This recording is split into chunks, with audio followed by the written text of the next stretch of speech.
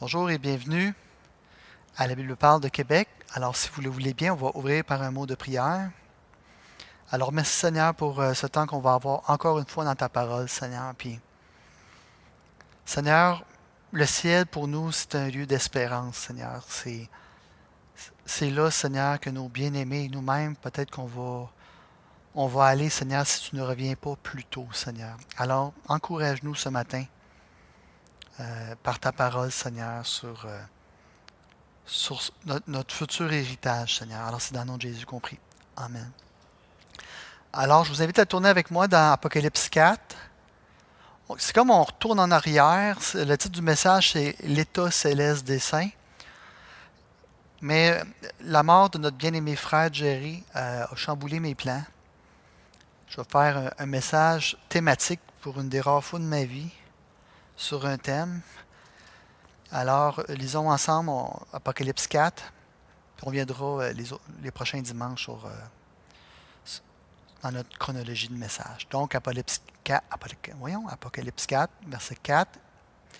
Autour du trône, je vis 4 trônes, et sur ces trônes, 24 vieillards assis, revêtus de vêtements blancs, et sur leur tête des couronnes d'or. Allez au verset 10. Les 24 vieillards se prosternèrent devant celui qui est assis sur le trône, et ils adorèrent celui qui vit au siècle des siècles. Et ils jettent leur couronne devant le trône en disant: Tu es digne, notre Seigneur et notre Dieu, de recevoir la gloire et l'honneur et la puissance, car tu as créé toutes choses, et c'est par ta volonté qu'elles existent et qu'elles ont été créées. Et donc, suite au décès de notre bien-aimé frère et ami Jerry Vallée, le message de dimanche va être différent. Ça veut dire qu'il va être thématique. Certainement, il y a beaucoup de gens qui m'ont posé des questions. Quand est-ce seraient les funérailles, puis toutes ces choses-là. Pour le moment, on ne sait pas. On ne sait pas ce qui se passe avec la famille. Mais même si pour une raison X, il n'y aurait pas de funérailles à laquelle on pourrait assister, nous, on va faire une célébration en son nom.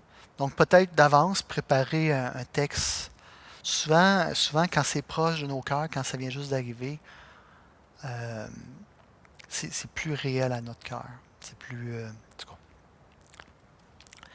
Maintenant, Et donc, où est Jerry présentement et quel est son état? Vous savez, je ne sais pas si vous êtes comme moi, mais la mort, c'est comme un voile obscur. Hein? On ne sait pas ce qu'il y a après. On ne sait pas ce qui vient après. On a une idée, mais il est où, là, Jerry? Il dort-tu? Il fait quoi, là, Jerry? Est-ce qu'il fait de l'arbre sur un nuage? Vous savez, Jerry était un homme qui avait mis sa foi dans le Seigneur Jésus-Christ pour son salut. Puis en tant que tel, il était devenu un enfant de Dieu sur la terre. Et maintenant qu'il est décédé, il est au ciel dans la présence de son Sauveur et des frères et des sœurs dans la foi qui l'ont précédé. Vous savez, Jerry, en fait, Jerry, là, il n'est pas dans une autre maison que nous. Il est dans la même maison que nous. Quand il n'y a pas de réelle séparation entre le ciel et la terre pour les enfants de Dieu. Vous savez, les croyants, on est tous membres d'une même famille rachetée par le sang de Jésus, puis unis par le même esprit. On habite symboliquement la même maison. Jerry est dans la même maison que nous. Nous, on est comme dans l'aile inférieure, tu sais, comme à l'hôpital en bas. Tu sais. Un espace réservé, plutôt marqué par les épreuves, mais éclairé par la foi qui révèle déjà la promesse d'un héritage céleste. Les âmes glorifiées, quant à elles, sont à l'étage supérieur, baignées d'une lumière éternelle et libérées de toute souffrance. Vous savez, Dieu, cette semaine, a rapproché le ciel de nous et il a pris l'une de nos étoiles et l'a emmenée avec lui. Vous savez, le voile s'amincit de plus en plus et notre foi en l'invisible se renforce. Déjà, on peut entrevoir Jerry en train de danser au ciel, libre des souffrances ici-bas. Et j'aimerais encourager notre foi commune ce matin sur cet aspect de l'état des saints au ciel. Je vous dis tout de suite, ça se peut chaud des points. Là, le but, c'est pas de vous bourrer. C'était pour me faire plaisir, ce message. C'était pour consoler mon cœur. Puis je me dis, si ça me console, ça devrait vous consoler. Et donc, le premier point, c'est la présence immédiate avec Christ après la mort. Le deuxième point, c'est l'état intermédiaire en attendant la résurrection finale. Le troisième point, c'est le ciel, un monde d'amour. Le quatrième point, c'est le ciel comme anticipation de la nouvelle création. Cinquièmement, c'est la communauté, la rupture avec la vie terrestre. Sixièmement, c'est l'espérance céleste pour aujourd'hui. Et septièmement, c'est le sacrifice du ciel. Juste avec ces titres-là, ça nous encourage, non? Parce que souvent, on pense, ben là, il est parti, il n'est plus là. Non, non, il est plus que vivant, Jerry. Là.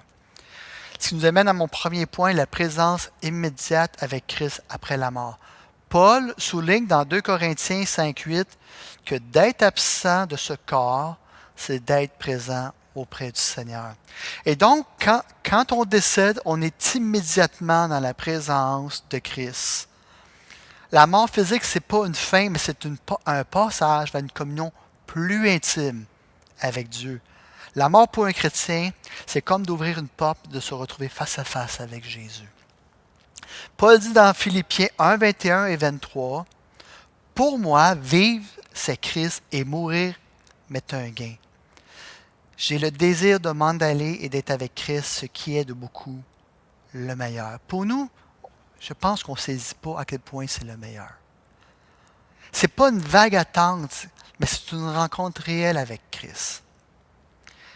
Vous savez, lorsque le corps du croyant meurt, il dort sur la terre en attente de sa résurrection, mais son esprit monte au ciel où il est dans la présence immédiate de son Sauveur. Il n'y a pas de sommeil de l'âme, seulement le repos de nos labeurs. Spurgeon dira que dès que le croyant ferme les yeux à la terre, il les ouvre dans le ciel, non pas dans un lieu d'attente, mais devant le trône de l'agneau. Et comme les 24 anciens qui représentent l'Église rachetée au ciel sont déjà assis sur des trônes, Jésus est actuellement assis sur un trône dans le ciel. Et nous aussi, on va l'être. Si par la foi on a saisi Jésus-Christ, ou plutôt si on a été saisi par Jésus-Christ, rien ne pourra plus souiller notre robe, car l'agneau l'a lavé par son sang, le sang de son sacrifice à la croix. Et donc, la mort n'est pas un vide. Pour nous, c'est un vide parce qu'il nous a quittés. Mais la mort n'est pas un vide, mais un changement de lieu et de gloire. La grâce de Christ suffit pour une entrée immédiate dans sa présence. On n'a pas besoin de faire plein d'œuvres. On n'a pas besoin de prouver à Dieu qu'on est aimable alors qu'on ne l'est absolument pas. Non, la grâce de Christ suffit pour une entrée immédiate. Pensez au larron sur la croix. Est-ce qu'il avait le temps de descendre de la croix pour faire plein de bonnes œuvres? Non. Il a mis sa foi, bien qu'imparfaite, dans un sauveur crucifié. Un sauveur que les gens du monde disent, non, non, ça ne peut pas être l'homme que Dieu a choisi. Dans 2 Timothée 4, 6 à 7, Paul va dire, « Car pour moi, je sers déjà de libation, et le moment de mon départ approche. J'ai combattu le bon combat, j'ai achevé la course, j'ai gardé la foi. » Et c'est certainement le cas de Jerry. Bien qu'il était avant un combattant dans l'armée, il n'a jamais cessé d'être un combattant pour la foi qu'il a gardé jusqu'à la fin. Et quand Paul dit que le temps de mon départ est proche, le mot départ est un mot magnifique ici. Ce mot-là veut dire détacher. On l'utilise pour détacher un bateau, afin que le bateau parte pour un nouveau voyage. Il signifie lever l'ancre et prendre le large. Jerry a été libéré de ce monde, il a levé les voiles vers l'éternité. Le départ a également le sens de libérer un prisonnier. Jerry était prisonnier de son corps malade et maintenant il est libéré. Et un autre sens de ce mot est de délier un bœuf. Pas que je veux dire que Jerry est un bœuf, là, mais pas quand même, c'est un homme solide. Hein? Jerry a travaillé de dures années au service de Christ. Aujourd'hui, son maître le délié pour le promouvoir à un service plus élevé. La véritable vie vient de commencer pour lui. Il n'est pas en train de dormir, lui, là. Comment? Il doit jouer de l'arme. Quand un bateau part, c'est triste pour ceux qui restent en arrière. Mais c'est aussi excitant. Pourquoi? Car le voyageur part vers une nouvelle aventure. La mort du croyant est un nouveau départ et Christ est celui qui le recevra de l'autre côté. Jésus a promis aux brigands sur la croix dans Luc 23, 43 qu'aujourd'hui tu seras avec moi dans le paradis. Et ça démontre le fait de l'immédiateté de la communion avec Christ sans délai ni sommeil. On ferme les yeux ici, on les ouvre au ciel. Et la communion est incroyable. Et cette vérité-là devrait nous libérer de la peur de la mort. Si vous savez que la mort n'est qu'un passage vers celui qui vous aime le plus dans tout l'univers, vous pourrez affronter l'épreuve, quelle qu'elle soit, avec une paix incroyable. Et deuxièmement, l'état intermédiaire en attendant la résurrection finale. Vous savez, dans la parabole de l'homme riche et de Lazare, dans Luc 16, Jésus évoque une existence consciente après la mort. Le pauvre meurt et il est porté par les anges dans le sein d'Abraham.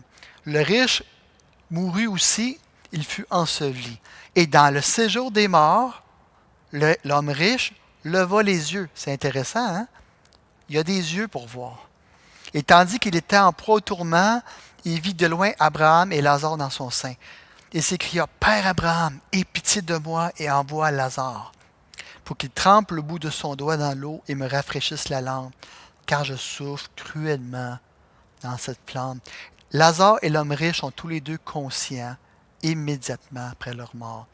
Celui sans Dieu souffre. Il éprouve la faim et la soif, alors que le croyant Lazare lui est consolé, bien qu'aucun des deux n'ait un corps physique. Notre état intermédiaire dans le ciel sera une existence consciente, mais incomplète. Pourquoi? Parce qu'on attend quand même le corps de notre résurrection. Mais comme nous l'avons vu dans notre étude sur l'Apocalypse, les anciens dans le ciel ne sont pas passifs, là. Ils adorent activement et déposent leur couronne devant le trône. Et leur couronne, ce n'est pas des trophées de leur mérite, mais des symboles de la grâce de Dieu. Tout ce qu'on fait pour Dieu est une grâce et un don. Sans lui, on ne pourrait rien faire. Et donc, ils jettent leur couronne à ses pieds, reconnaissant que tout vient de Dieu. Et donc, Spurgeon compare l'état intermédiaire à un roi en exil qui attend son couronnement final. Nous régnons déjà spirituellement, dit-il, mais notre règne corporel viendra. En d'autres termes, alors qu'on est dans le ciel, on commence à régner. Mais ce n'est qu'une anticipation du véritable règne du croyant dans le monde renouvelé. Et ça devrait nous inciter à l'humilité et à l'espérance. Si les anciens jettent leur couronne aux pieds du Seigneur, combien devrions-nous plus vivre pour sa gloire et non la nôtre? Et donc, nous ne serons pas des fantômes dans un ciel flou. Lazare était conscient, consolé et le riche souffrait. Mais ce n'est pas encore la fin parce que notre corps actuel est comme une tente. Tu vas plus tuer puis tu te rends compte que la tente elle commence à avoir des fuites. T'sais. Et nous attendons notre maison éternelle dans le corps glorifié de la résurrection. C'est comme une semence. Jerry, c'était comme une semence. Tant qu'il n'était pas mort, il ne pouvait pas revivre. Ça me fait penser à la métaphore de la semence dans 1 Corinthiens 15, 42 à 44. Ce qui est semé corruptible ressuscite incorruptible. Tim Keller le compare un peu à une chenille devenant un papillon. Notre état actuel au ciel est une préparation, mais la résurrection sera la pleine floraison. Ce qui m'amène, c'est quoi le ciel? Est-ce que c'est un lieu administratif? Est-ce que c'est un lieu seulement de repos? Est-ce que c'est un lieu... c'est quoi le ciel? C'est un monde d'amour. Un sermon de Jonathan Edwards s'intitulait Ciel, un monde d'amour, que même Tim Keller a repris et qui était inspiré de 1 Corinthiens 13. Il y en a qui savent de quoi parle 1 Corinthiens 13? De l'amour, mais comment qu'il le dit? Avec quoi il le compare? Qu'est-ce qu'il dit? Il dit, même si j'aurais tous les dons, même si j'aurais les meilleures prophéties, même si j'aurais la plus grosse église au monde, même si j'aurais le plus gros impact, si je n'ai pas l'amour, je ne suis rien. Même en comparant cela avec J'y reviendrai. Au verset 12 et 13, il va dire, aujourd'hui nous voyons au moyen de miroirs de manière peu claire, mais alors nous verrons face à face. Aujourd'hui je connais partiellement, mais alors je connaîtrai complètement, tout comme j'ai été connu. Aujourd'hui, là, puis à l'époque, les miroirs, c'était du métal qui était dépoli. Hein? C'était pas des miroirs ce que tu voyais ta face comme il faut. Ça avait toutes sortes de bosses, c'était poli avec les moyens qu'ils avaient à l'époque. Et donc, quand tu voyais à travers un miroir ton visage, tu voyais une image déformée. Mais quand on va aller au ciel, on ne verra plus Jésus à travers les miroirs du péché. Et on ne se verra plus nous-mêmes avec les miroirs du péché. On va connaître le plus grand amour qu'on pense qu'on a un avant-goût aujourd'hui, mais on va voir cet amour-là tel qu'il est réellement pour nous. Parce que vous savez, il y a trois choses qui restent. La foi, l'espérance et l'amour. Mais la plus grande des trois, c'est l'amour. Pourquoi? Parce que l'espérance et la foi vont se terminer rendus au ciel. Jerry, aujourd'hui, il n'a plus l'espérance d'aller au ciel. Jerry n'a plus la foi d'un jour voir son sauveur.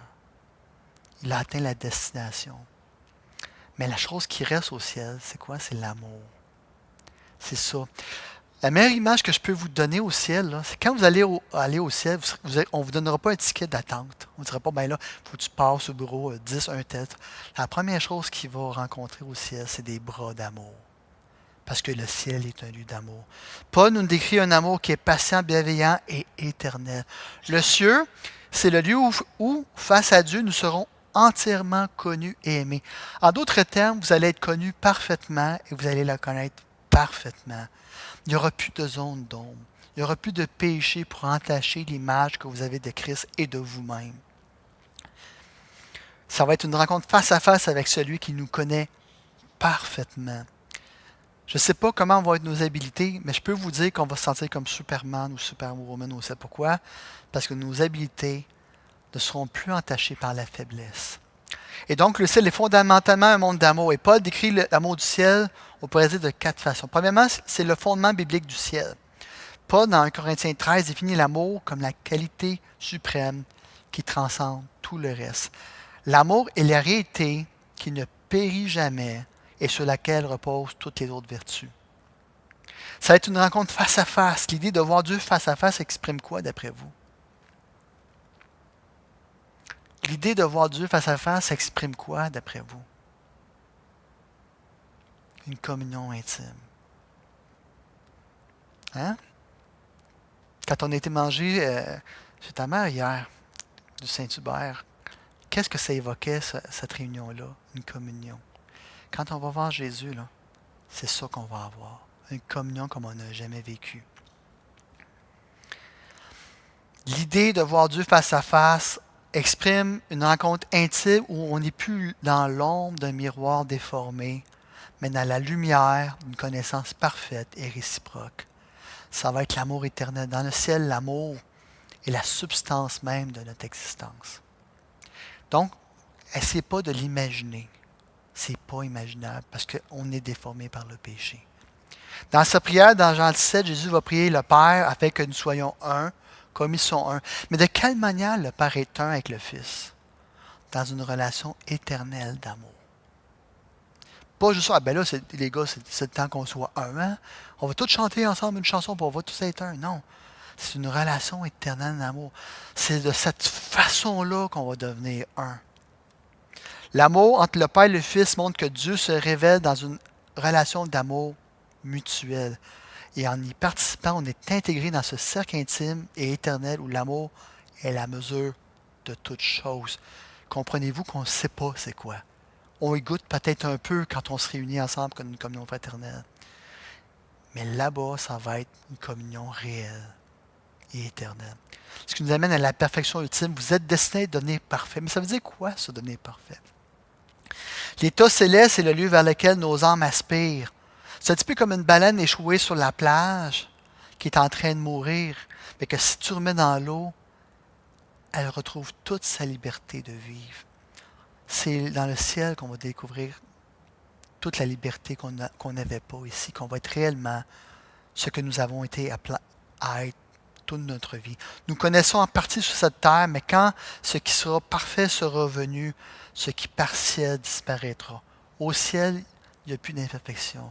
Au ciel, il n'y a plus de partiel. Tout est parfait. On va connaître l'amour de Dieu sans filtre.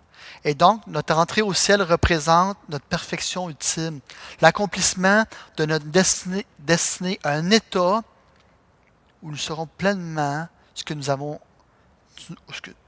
un état où nous serons pleinement ce que nous sommes appelés à être dans une réalité d'un amour inconditionnel qui est la norme. Et donc, Jerry au ciel n'est pas moins. Il a atteint la perfection. Quatrièmement, le ciel comme anticipation de la nouvelle création. Et donc, au-delà de la présence immédiate, le ciel est également un prélude à la transformation radicale de la création. Donc, on ne devrait pas concevoir le ciel comme un endroit flou de repos, mais comme le début de la nouvelle création. Mais ce n'est que le début. Les chrétiens ne resteront pas éternellement dans un état désincarné, mais un jour, on va avoir un corps glorifié. Et à cause du péché d'Adam et de Ève, on a été chassés du jardin d'Éden. Mais qu'est-ce qu'il y avait de particulier avec le jardin d'Éden? C'était le lieu où nos âmes trouvèrent leur délice en Dieu. C'était notre maison. Et depuis qu'on en a été chassés, nous errons sur la terre, dans l'espoir d'un jour y retourner. Et donc, qu'est-ce que Christ a fait pour nous ramener à lui? Il a quitté sa maison dans le ciel en errant ici sur la terre, loin de cette maison-là, afin de prendre sur lui notre péché et de nous ouvrir la porte du ciel, afin de nous amener avec lui dans notre maison. On n'est pas dans notre maison ici. Il faut arrêter de s'attacher aux choses qui ne font que passer. Je pense que c'est ça la beauté de vieillir. En tout cas, moi je trouve, là. C'est de réaliser de plus en plus que non, c'est pas ma maison ici. Tu sais, il y a des gens qui font beaucoup de projets quand ils sont jeunes. Ils rêvent de gagner le monde. Quand tu vieillis, tu commences à penser moins à gagner le monde, puis plus à ta destination éternelle. C'est pour ça qu'on voyage léger en tant que chrétien. On devrait, du moins, voyager léger. On ne devrait pas être trop attaché. Parce que ce n'est pas notre maison. Le lieu où on était tellement bien, puis ça comblait tous les recoins de notre âme, c'était le jardin d'Éden. Mais à cause du péché, on en a été chassé. Et on erre sur cette terre depuis ce temps-là. On souhaite, écoutez, même des gens du monde souhaiteraient recréer un jardin d'Éden sur la terre. Hein? Pourquoi pensez-vous qu'on parle de l'éco-anxiété, de l'apocalypse écologique? Pourquoi? Parce qu'on aimerait retourner dans le jardin. On est destiné pour beaucoup mieux. Parce que Christ est venu pour nous ramener dans la maison du Père. Et donc, on voit dans les anciennes préfigurations de la royauté des rachetés dans la nouvelle création. Le trône et le vêtement blanc annoncent un règne futur où on va gouverner. Le ciel actuel n'est qu'un avant-goût. L'adoration devant le trône de Dieu est un début de notre mission éternelle. Pourquoi? Parce que dans l'éternité, on va être appelé à être des rois et des prêtres, servant Dieu dans une création libérée. Notre destination finale n'est pas un nuage avec des harpes, mais une ville, la Nouvelle Jérusalem. Est-ce que vous réalisez que ça veut dire quoi, une ville? Pour vous, ça veut dire quoi, une ville? Tu sais, quand on dit au ciel, il y a une Nouvelle Jérusalem, ça veut dire quoi, une Nouvelle Jérusalem? Il y a de l'activité. Une ville, ça foisonne d'activité. La nouvelle terre sera un lieu où l'art, la culture et les relations seront purifiées et glorifiées. On ne s'en va pas vers moins, on s'en va vers plus. Apocalypse 21, 4, 5 écrit Dieu, comme essuyant toute larme et faisant toutes choses nouvelles. Dieu ne va pas jeter la création à la poubelle, mais il va la remplir. Dieu ne détruira pas le monde, il va le remplir de sa gloire. Et cinquièmement, la continuité et la rupture avec la vie terrestre. Le ciel, ce n'est pas totalement une rupture totale avec la vie terrestre. Pourquoi? Ben, en même temps, oui, il y a un aspect que c'est une rupture totale. Les épreuves et les douleurs terrestres vont être balayées par l'éclat de cette réalité nouvelle-là. Mais en Christ, est-ce que vous avez déjà posé la question si vous allez reconnaître votre monde au ciel? Oui, hein? En Christ, notre identité ne sera pas effacée, mais transfigurée. Comme les disciples ont reconnu Jésus ressuscité dans Jean 20, 20, nous allons nous reconnaître aussi, mais sans le péché qui nous déformait. Donc, en d'autres termes, ma femme va voir la meilleure version de moi-même au ciel.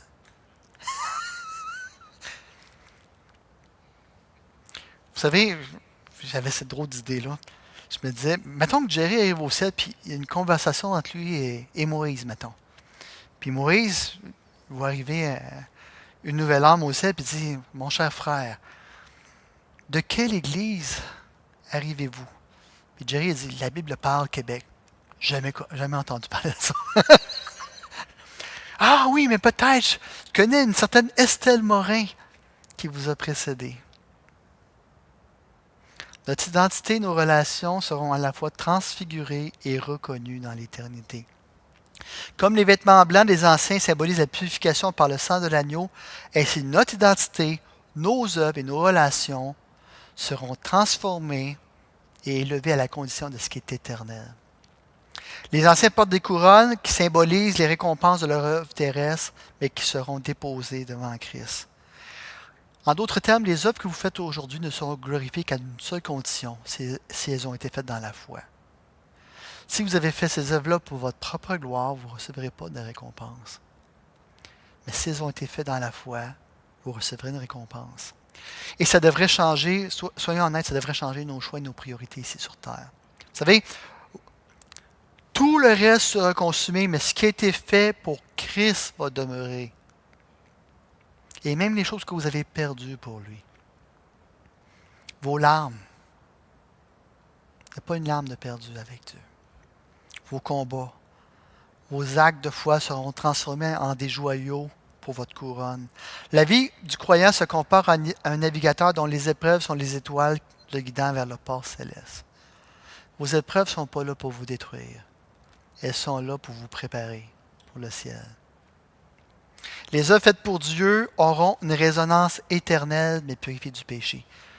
Tout ce que vous faites ici pour Dieu va avoir un écho dans le ciel. Même si vous donnez seulement un verre d'eau à quelqu'un. Même si vous envoyez juste un petit texto d'amour à quelqu'un et dit Dieu t'entend. Exhortons-nous continuellement à faire le bien, sachant que c'est Dieu qui va nous récompenser. Hébreux 6.10. Car Dieu n'est pas injuste pour oublier votre travail et l'amour que vous avez montré pour son nom, ayant rendu et rendant encore des services aux saints. Peut-être que le pasteur ne voit pas toutes vos bonnes actions. Peut-être que vous n'avez pas la place en avant avec le micro, mais il n'y a rien de ce que vous faites pour Dieu qui est perdu. Un verre d'eau, un acte d'amour, une prière même, auront leur écho dans l'éternité. Peut-être même qu'il y a des gens qui vont vous précéder au ciel, qui vont arriver, puis ils vont te dire, écoute, je suis ici à cause de toi. Mais je comprends pas. Quand est-ce que j'ai fait ça? Qu'est-ce que j'ai fait? Il me semble que tu étais si loin. C'est tes prières qui m'ont amené ici. Dieu les a entendues. Ça devrait nous encourager à vivre pour le ciel, sachant que notre engagement ici-bas prépare notre héritage céleste. Mène au 6e point, l'espérance céleste pour aujourd'hui. C'est pas super? Hein? Ça va bien? L'espérance céleste pour aujourd'hui. Vous savez, il y a des gens qui disent, oui, c'est ça. Tu crois à un ciel, toi. C'est comme une fuite, hein? Tu ne vis pas ta vie ici avec courage. Tu aimes bien mieux croire à des affaires qui n'ont juste pas de bon sens pour l'avenir. Non, l'espérance du ciel n'est pas une fuite, mais une motivation à vivre avec courage, amour et justice maintenant. Ce que vous croyez de votre futur maintenant va changer la façon dont vous vivez aujourd'hui. Si vous vivez pour le ciel, vous recevrez la terre en bonus. Mais si vous vivez pour la terre, vous perdrez et le ciel et la terre. Si le ciel est un monde d'amour, alors nous sommes appelés à vivre en avant-goût de cette réalité, dès maintenant. Si l'avenir est un monde d'amour, alors la vie de chaque individu a une valeur éternelle. Ce qui nous pousse à évangéliser les perdus et à servir les saints. Ça nous pousse à être relationnel plutôt que transactionnel. Et c'est pas juste dans le monde qu'on peut être transactionnel. Ça peut être dans l'Église, avec Dieu et avec les croyants. Je te donne ça, mais je m'attends à un retour, là, tu sais. Quand vous donnez à Dieu, c'est à Dieu que vous donnez. Même quand vous donnez à quelqu'un d'autre en son nom.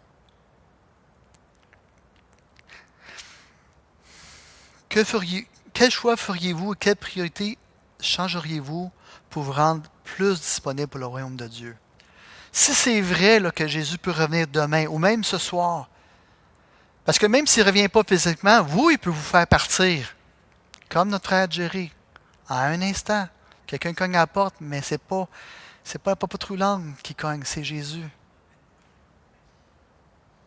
Un jour, Jésus va revenir pour chacun d'entre nous. Quel choix feriez-vous? Quelle priorité allez-vous changer pour investir plus de votre temps dans le royaume de Dieu? Le royaume de Dieu, là, c'est ici. Là. Il y a des gens qui pensent que c'est ailleurs. Non, non, c'est ici, parmi les saints. Ça nous pousse à leur témoigner l'Évangile aux perdus et à leur témoigner l'amour de Christ. Et ça doit commencer dans l'Église. Pourquoi ça doit commencer dans l'Église? Parce que c'est à l'amour qu'on a les uns pour les autres qui vont reconnaître que quoi? On est les disciples de qui? De Jésus dans le ciel. Lui, ils ne le verront pas, mais vous, ils vont vous voir. Puis ils vont vous voir comment? En étant une communauté humaine. Comment qu'une communauté peut parler d'une communauté en étant une véritable communauté transformée par Christ? Pas une communauté parfaite. Comment? Irrésistible. Par Christ. Surnaturel. Par Christ. Le ciel, ce n'est pas un rêve lointain. C'est une réalité si réelle que ça doit influencer chaque choix, chaque prière et chaque sacrifice. Ça doit être notre motivation, même dans les ténèbres. Le croyant, c'est comme un semeur qui laboure un champ et qui sème en pleurant, en sachant que la moisson viendra. Peut-être qu'elle ne viendra pas dans ce monde ici, mais elle va venir. L'espérance céleste, c'est un antidote contre le découragement. Si tu sais que tu as un avenir, tu ne seras pas découragé dans cette vie. Oui, tu vas être triste. Oui, tu peux être triste. Mais tu vas avoir la force de te relever. Pourquoi? Parce que ta force, c'est que tu as un enfant de Dieu. Tu es un héritier du ciel. Ta vie, ta maladie ne te définit pas. C'est pas qui tu es. Tu es un enfant de Dieu. Et si vous pouviez entendre les chants des anciens, vous pourriez entendre maintenant Jerry chanter. Et si vous l'entendiez chanter, parce que je suis sûr qu'il va avoir une voix magnifique au ciel, vous marcheriez avec allégresse, même dans les ténèbres. Quand les épreuves nous acclament, souvenez-vous que vos noms sont écrits dans le ciel. Pas à cause de vos mérites, pas à cause que vous avez bâti un gros royaume pour Jésus. Là. Le plus un d'entre nous qui a mis sa foi en Jésus, son nom est écrit dans le ciel. Et personne ne peut l'effacer, même pas vous-même. Et dernièrement, le sacrifice du ciel. Mais comment qu'on est arrivé là? Soyons honnêtes. C'est certainement pas parce qu'on est les plus beaux et les plus fins, ou les plus nombreux. Vous savez, les parcs, c'est des lieux de beauté et de tranquillité. Et souvent, les gens vont là pour se reposer. Hein? Ils révèlent un paradoxe lorsque des sans-abri y trouvent un refuge. C'est quoi qui nous attire dans les parcs? C'est leur beauté naturelle, non? Mais cette beauté-là se dégrade inévitablement lorsqu'ils sont utilisés comme un lieu d'habitation permanente. Un parc ne peut supporter le poids ou le fardeau de votre vie. Ce n'est pas un lieu pour cuisiner, chercher de la nourriture ou satisfaire vos besoins physiologiques ou dormir même. S'il y a des gens qui vivent dans des parcs 24 heures sur 24, les parcs deviennent sales. Dormir, manger, se laver, faire ses besoins dans un parc, jamais, non? Quand beaucoup de gens essaient d'y vivre, les parcs ne sont plus des lieux agréables, même pour s'y promener. Il y a beaucoup de gens qui transforment leur parc en maison. Mais quand on le fait, on détruit inévitablement ce qui nous attirait dans le parc en premier lieu. Si vous considérez votre carrière, vos enfants, vos parents, vos proches, vos mariages comme des parcs, où est-ce que vous aimeriez être là à vie? Moi, mes enfants, c'est mon univers. Ces aspects-là sont comme des parcs qui ne peuvent pas le supporter le poids complet de votre vie. Je pose la question ce matin, ou ce midi plus. Où trouvez-vous le but de votre vie? Quel est l'endroit où vous recherchez à combler les besoins de votre cœur? Celui de l'amour, celui d'un but à votre vie. Est-ce votre famille qui est la chose la plus importante? Est-ce vos projets? pour Dieu, entre guillemets, qui sont les plus importants, qui vous donnent la drive et la motivation dans la vie? Quelles sont les choses les plus importantes dans votre vie? Peu importe la chose, si ce n'est pas Dieu, ce n'est qu'un parc, ce n'est pas votre maison. Vous ne pouvez pas rester là toujours. Ça ne peut pas rencontrer les besoins les plus fondamentaux de votre âme. Comme Caïn, vous allez toujours errer sur la terre sans jamais trouver de maison. Ça va toujours être l'hiver pour vous, mais jamais Noël. Dieu nous appelle dans sa maison au ciel. Certains se demandent comment y aller. Jésus est le chemin à la maison du Père. Nous étions en exil à cause de nos péchés, mais Jésus a été exilé du ciel pour nous. Jésus quitte son véritable domicile, Philippiens 2. Erre sans domicile, Matthieu 8, 20. Et enfin est crucifié à l'extérieur de la porte de Jérusalem. C'est un signe d'exil et de rejet, dans Hébreux 13, 11 à 12. Jésus vit l'exil que nous, on mérite. Il est chassé et banni de façon que nous puissions être amenés à la maison du Père. Il est l'agneau de Dieu qui est crucifié à l'extérieur de la ville de Dieu. Jérusalem, là, c'était la ville de Dieu. Et on l'a crucifié en dehors des portes. On lui a dit, non, tu es rejeté de Dieu. Même Jésus sur la croix, il a dit, mon Dieu, pourquoi m'as-tu abandonné? Pourquoi? Parce que sur la croix, Dieu n'était plus un père pour lui. Il est abandonné et chassé de la famille céleste afin que nous puissions être amenés à l'intérieur d'elle. Jésus a vécu l'exil ultime afin que nous entrions dans la maison du Père. Vous savez, dans le ciel, dans l'Apocalypse, avez-vous remarqué qu'on parle jamais de Jésus comme étant Jésus? Que dans l'Apocalypse, quand on parle de Jésus, on parle de Jésus comme étant l'agneau de Dieu? Est-ce que vous savez pourquoi? D'après vous? Parce que même dans le ciel, la façon de jouer du ciel, c'est de se rappeler qu'on est là à cause de l'évangile de la grâce. Même au ciel, tout n'est que grâce. C'est la seule raison qu'on peut y aller. Lorsque vous comprenez que vous êtes sauvé uniquement par la grâce et non par vos mérites, et que tout vous est accordé en Jésus-Christ parce qu'il a été votre substitut, l'agneau qui devait mourir, alors vous commencez à vivre véritablement. Tant qu'une once d'œuvre dans votre vie, vous allez vous épuiser. Vous ne vivrez pas réellement. Parce que vous allez constamment essayer de séduire Dieu en disant, je ne suis pas si pire que ça finalement, regarde tout ce que je fais pour Dieu. Oh, c'est incroyable. Si je viendrais à ton église, tu verrais, ton église serait tellement meilleure. Je peux tellement faire de choses pour Dieu. Ça, tu savais. Non, tout n'est que grâce. Même le ciel, tout n'est que grâce. Jésus est notre substitut. En lui, nous avons tout reçu. Est-ce que vous le connaissez réellement? Avez-vous mis votre foi en lui? Paul exhorte dans Colossiens 3, 2 à 4. Affectionnez-vous aux choses d'en haut et non à celles qui sont sur la terre, car vous êtes morts et votre vie est cachée en Christ, avec Christ en Dieu. Quand Christ, votre vie, paraîtra, alors vous paraîtrez aussi avec lui dans la gloire. Amen.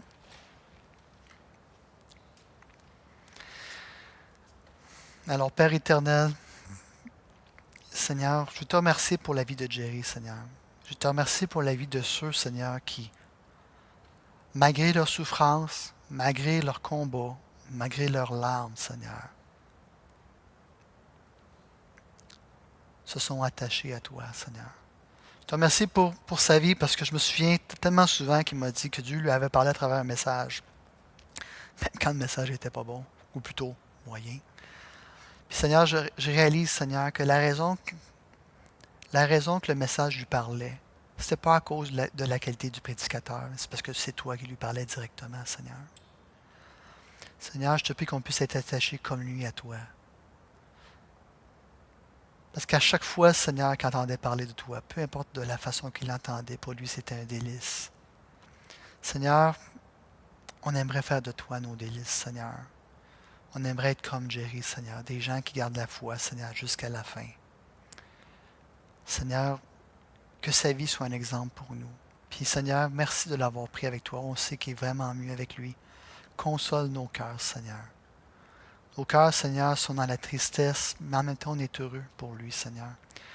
Et s'il y en a ici qui sont qui sont dans la tristesse pour peu importe la raison, que tu puisses consoler leur cœur, que tu puisses les fortifier, sachant que maintenant, ils ont un héritage dans le ciel qui est sûr et certain.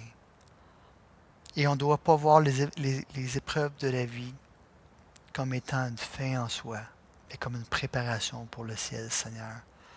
Et Seigneur, je te prie vraiment que pour peu importe c'est quoi la raison, peu importe c'est quoi la souffrance, tu puisses nous consoler maintenant, Seigneur. On sait que l'ultime consolation, c'est quand on va te voir face à face, soit lors de ton retour, soit quand tu viendras nous chercher à l'heure de notre mort, Seigneur. Mais Seigneur, pense les plaies, guéris les plaies. Puis il y a des gens qui nous écoutent, puis qui ne te connaissent pas, Seigneur, puis Seigneur, ils se disent, j'aimerais ça aussi avoir ma maison dans le ciel. J'aimerais aussi goûter à cette grâce incroyable qui ouvre les portes du ciel, qui est en Jésus-Christ seul. Seigneur, je te prie que tu appelles ces cœurs-là, que tu leur accordes la foi et la repentance. Et la joie, Seigneur, d'être héritier du ciel. Et c'est en ton nom, Seigneur Jésus, compris. Amen.